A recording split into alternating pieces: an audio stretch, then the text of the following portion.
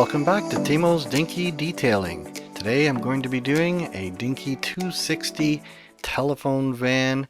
It also says post office. It's a strange British thing, I suppose. This is a beautiful toy that I picked up from somebody off of Kijiji, and it's in pretty reasonable shape but very play worn. The ladder on the top is bent all out of shape. What you can't see here is the base is all distorted. So we'll have a look at that. You can see when I rock the van, the wheels stay in place. That's because somebody seems to have tried to pry the base off, and it's bent out of shape, and so it's going to have to be straightened and flattened. It's quite loose on there. Generally, a bunch of scratches, needs new paint.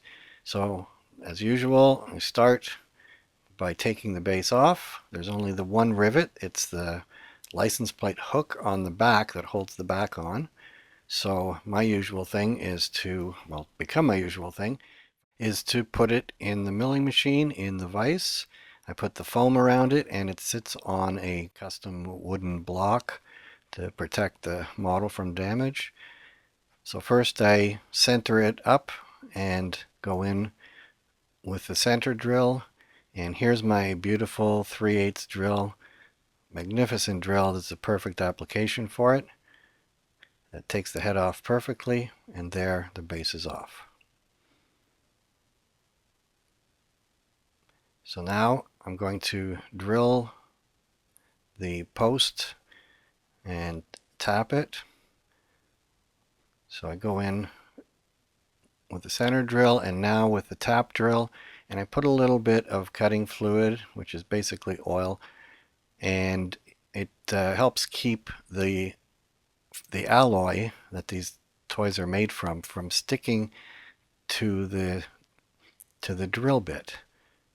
Okay, now I put in my 440 machine tap. This is an Osborne Blue Wizard tap, and it's a machine tap. It has a spiral point, so it pushes the swarf in front of it. You don't need to back off these taps.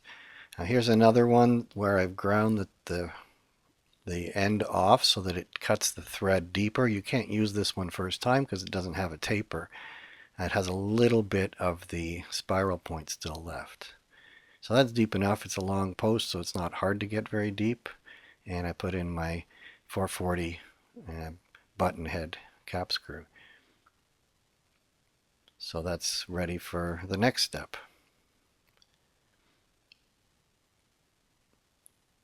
So I got to get that ladder off, and it's held like a tin toy. It just has these little tabs that go through, and then they're twisted to hold them in place.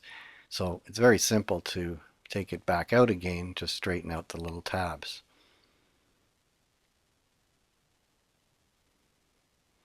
So that's super easy.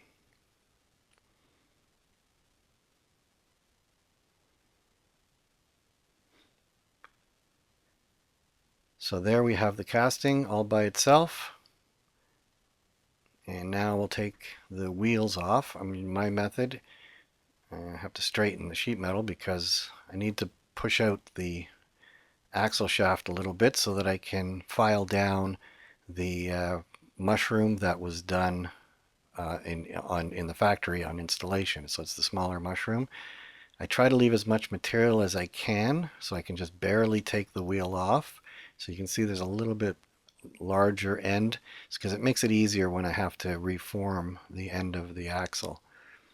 So now I've got a very twisted, very bent up base. So that's going to have to be straightened somehow. It looks like somebody tried to pry the base off of the toy and maybe came to his senses and realized he's bending the base of his toy all to pieces. So a little block of wood, put it in the vise. And the problem with squeezing in the vise is you're going to bend it a certain amount, but it's going to spring back a little bit. So ultimately, to get the metal to stay, you got to hit it with a hammer. The hammer strikes, bend it further, and then it springs back into the straight position. So that's why you see people hammering these things. They hammer bodywork as well, same reason. This is a hammer I made when I was a toolmaker's apprentice. So now all these little wings and the holes for the wheel tabs, they're all bent out of shape. So I've got these, my little parallel pliers, the jaws open and close parallel, and I ground the teeth off of them because I find this is a great tool for small sheet metal parts, and I use it for all sorts of things. It's just a fantastic little pair of pliers. No idea where you would get another pair. So it starts looking pretty straight now. Test it out on the model. It's a little bit tough to get it in. It's a bit too wide now, so I'm going to have to somehow bend those little flanges deeper in. It's got an interesting shape. It's all bent, so there's like a trough through the middle, but then it's got these little wings that stick up and then they're bent down to fit the bottom. It's still pretty tight in there, so there's always some way to fix it. My little pliers won't do it, but I put it on the vise, give it a little squeeze. That bent the bottom a little bit. I think I straightened that out again later, but at least I had those wings fitting into the casting. So now I'm going to match up the paint to the original paint, and unfortunately I have only a light green and the blue. So I take some time to mix the green to get the same dark green color that matches the model. I found in this process I used a little too much blue, and I wound up having to then counter that with yellow, because it started being a bluish green, and the original green is quite greeny, but it's darker, so black is what brings it darker. So here I'm putting blue in again, and I'm just making it worse. It has a blue tinge to it now, which is very frustrating. But I pulled out the yellow paint, put tons of yellow in there. Still not right.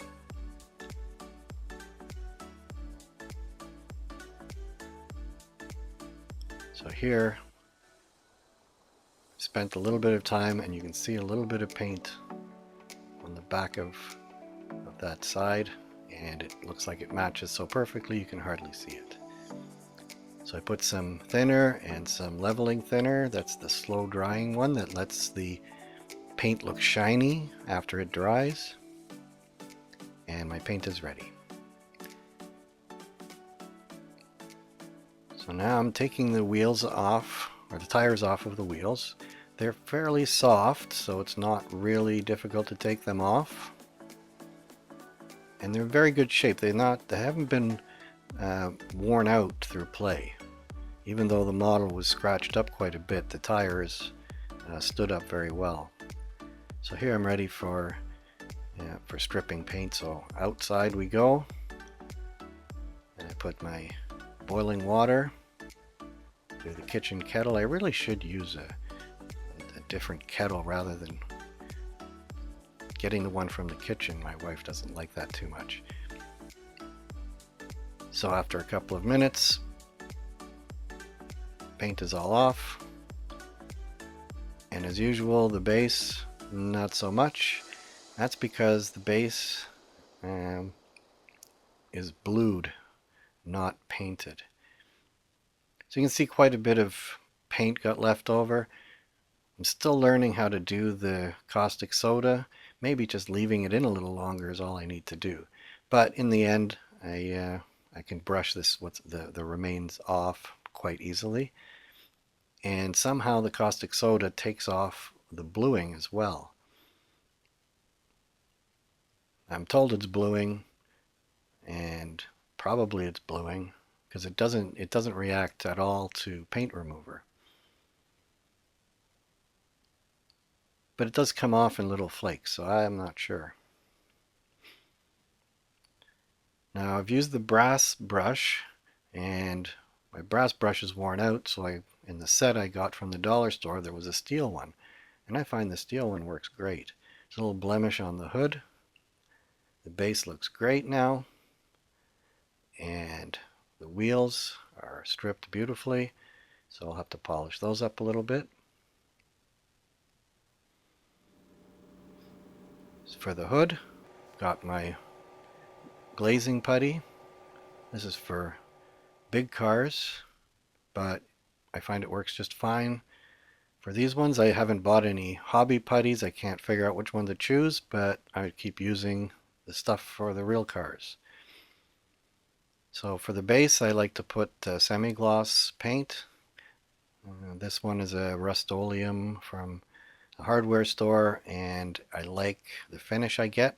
You paint it on till it's shiny, and then it dries to a semi-gloss and looks gorgeous. Now the primer I'm using here is a self-etching primer. The self-etching primer is supposed to etch into the metal so that it holds better. I can't say that I find that it holds any better than any other primer, but in this case it was handy that the primer is also green, so it's nice when I'm going to be painting it green to have a green base on it. Makes the paint a little bit thicker. So that was the other side of the wheels. You got to wait for them to dry, flip them on the jig, and paint the other side. So here's the primer. You can see all the details. The casting is in excellent condition. There's really no damage other than that little casting flaw. And now I'm going to leave the primer for the main part of the body, and I'm going to paint the roof and the front grille with the semi-gloss black. I'm pretty sure that the original had a semi-gloss roof.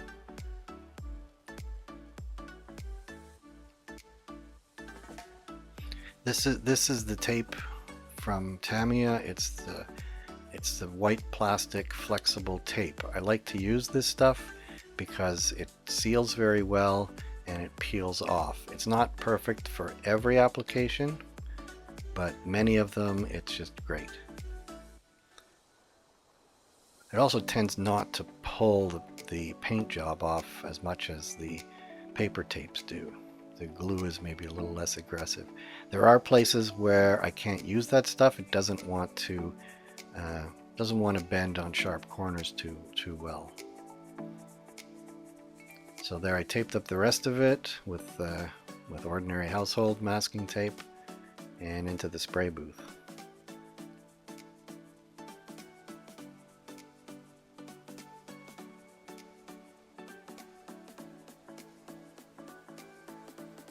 That's the roof, and then we get the grille. The grille on this was black, and I think it suits the vehicle really well.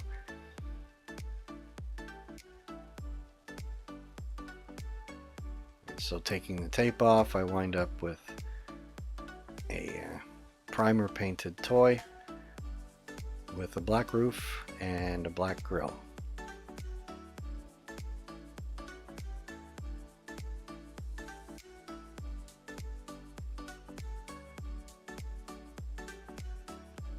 And there was no overspray. It was perfect.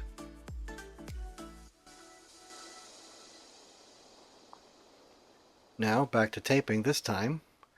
A couple of days later, the paint has dried, and now I've got to tape up the paint. This is very tricky because there's a ridge on that roof line that's tiny, and you have to bend that tape into it. I think if I didn't tape it properly, probably I didn't tape it properly, but you don't even notice it because even though there's like a sticking up bit of panel, you don't really see that the paint isn't perfectly on the corner. The front grille is a challenge to tape, so I wound up cutting the tape to the right shape to get around those top corners and bottom corners.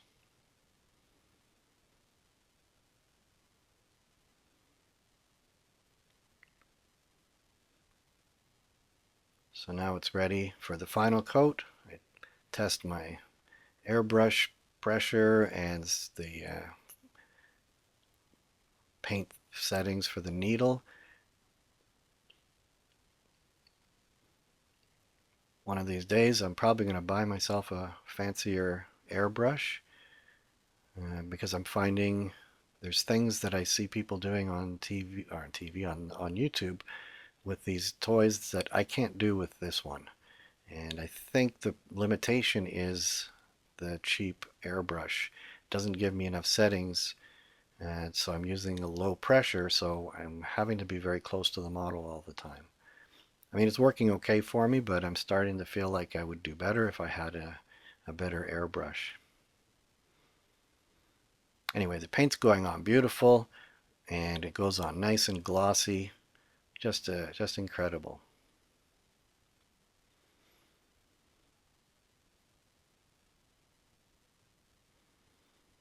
And I've nailed that color just perfectly.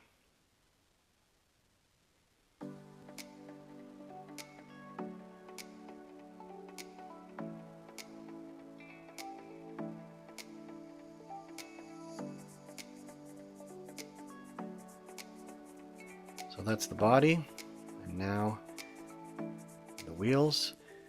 Again, the wheels, there's two halves.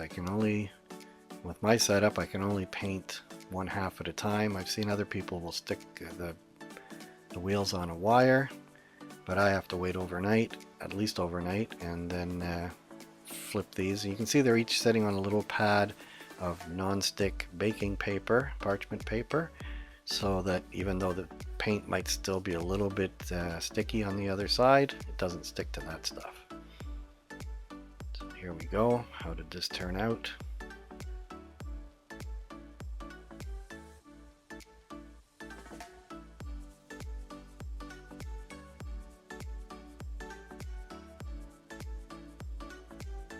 Came out just beautiful. Let's see the front grille.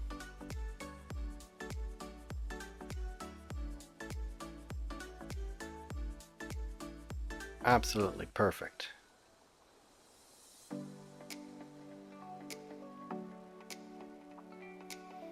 So, wheels are dry now and the base is dry. We'll put those tires back on. I always put the wheel onto the axle because you can hold the thing better and get more leverage on it. Never had much luck doing it without the axle in place. But I think that's a tip for anybody who's putting these things back on, is put it on the axle. It's a lot easier to handle. So now I'll put the axle, the wheel back on to the base and clip it on with my customized vice grips and to the vice and my little hammer.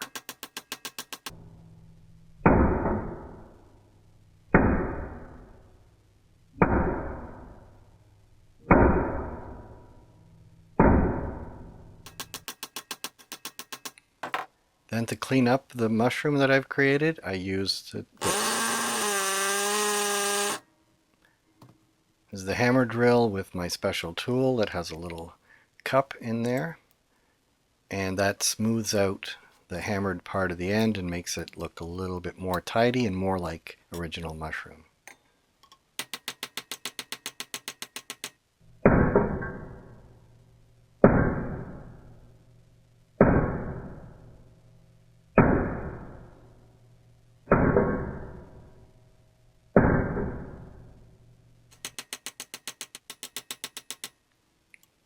So there, my mushrooms are done. Clean it up, and now the wheels, they look a little bit grayish because the rubber is normal wear. So to darken them up, I'm using Meguiar's tire tire shine or whatever. There's other versions, and my son has 3 different versions, and he says this one is the best one. The other ones tend to damage the rubber. So I recommend the Meguiar's. It came out beautiful. So now time for the decals.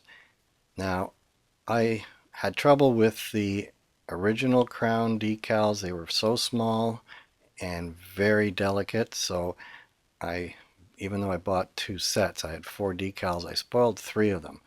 So what I'm doing here is an experiment. I scanned the crown decal, and I got clear decal paper, and I put first the white, just a blank white one. Somebody had suggested it on a YouTube video that you could paint the model and then put a clear decal over top of it. And I thought, well, I have a lot more control if I use a piece of white decal paper. I tried using uh, just the paper, but it found it's too flimsy. I had to paint it as if there was a printed image on it. I think it came out really excellent. Maybe I could do better in the future, but I think it looks awesome, and I can see that I will be doing other decals this way.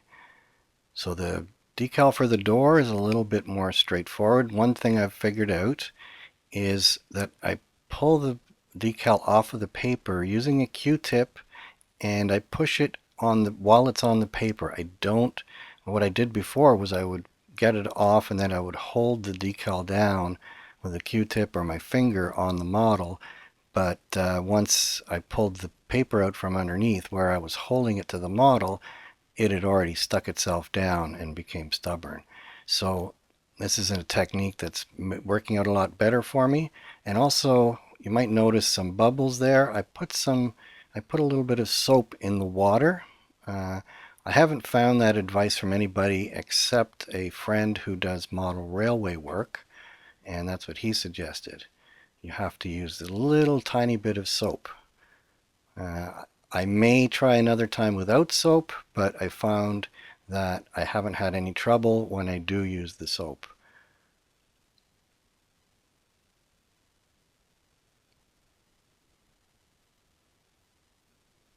You can see I'm doing the door while I'm waiting for the white part of the crown, the background of the crown, to dry.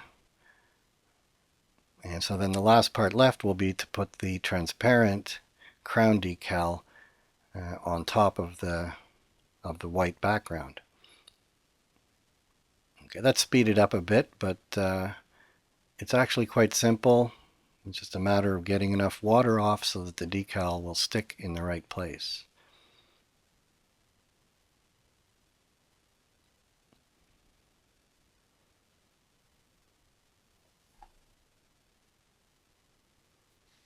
It looks pretty good, and it looks even better once it dries, and then I can wipe off the excess around the decal, because there's excess glue that comes out, but it just comes off with water. So now detailing the rear lights on this van and on some other models I've found.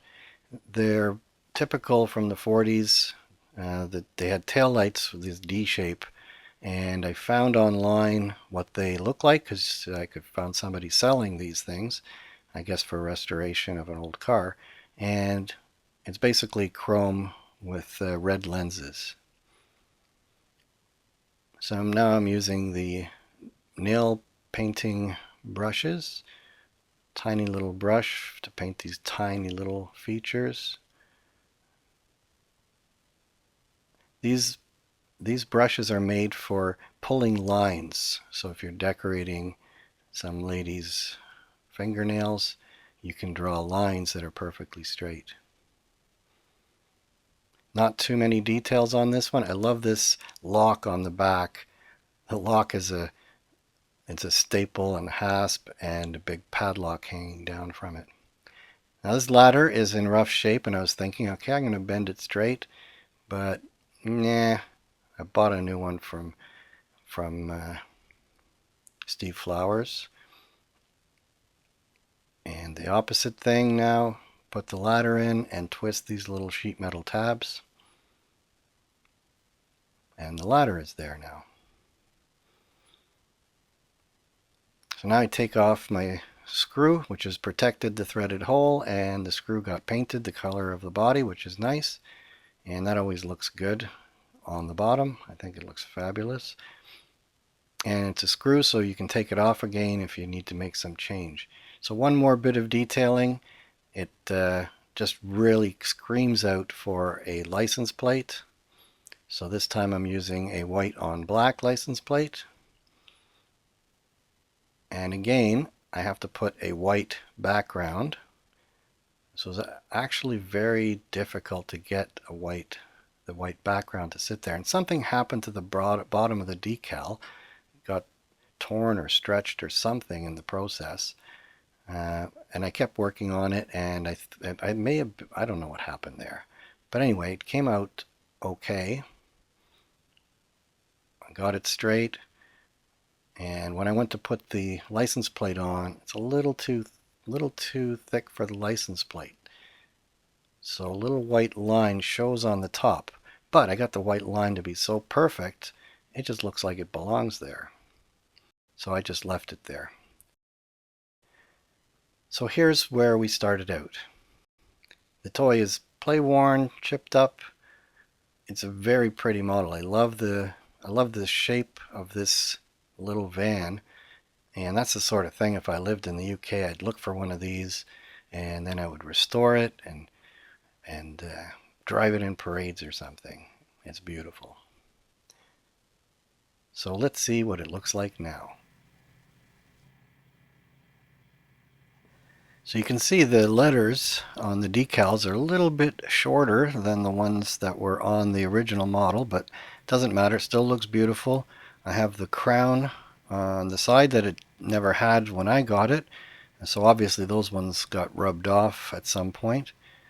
Tires are shiny, it has a beautiful license plate and a brand new ladder, and when I look at this I think, what child must have just loved this thing when he got it for a birthday present or something in the 40s. Just an incredible little toy.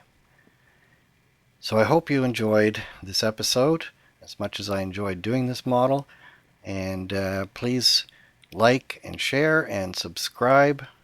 I need to get those subscriptions up, and so please don't neglect that. The way you get more cool videos is you subscribe to the makers who are doing these things, and then we keep making more of them.